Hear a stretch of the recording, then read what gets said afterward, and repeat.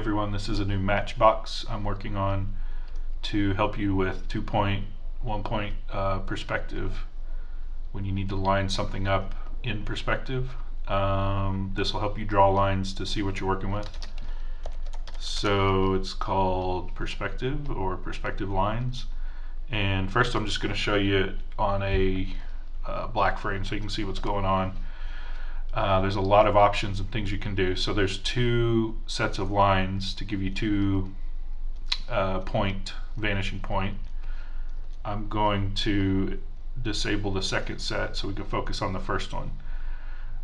You drag the corners and you can line it up, especially with like buildings or things that you know are straight lines, and it'll give you this vanishing point.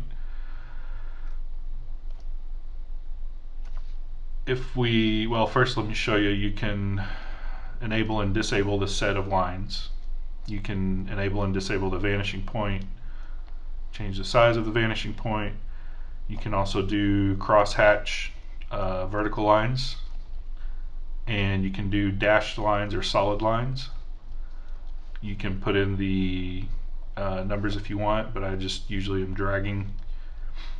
You've got options here for how the line looks. And then at the end here, you also have an option to extend the lines all the way to the vanishing point. So wherever you set your points that you know, you can still get straight lines to the vanishing point.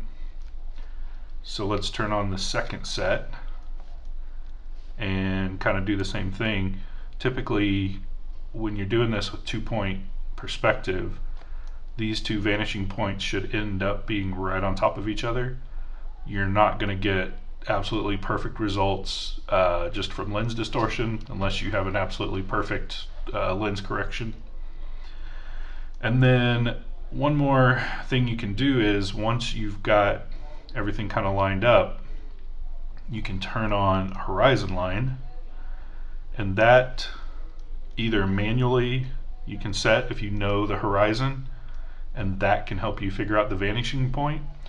Or if you get your 2 perspectives lined up, then you can auto move the horizon to the middle of the 2 vanishing points. It averages where the 2 are.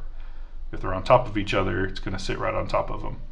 So that's just another way to help you find all of those points you're looking for.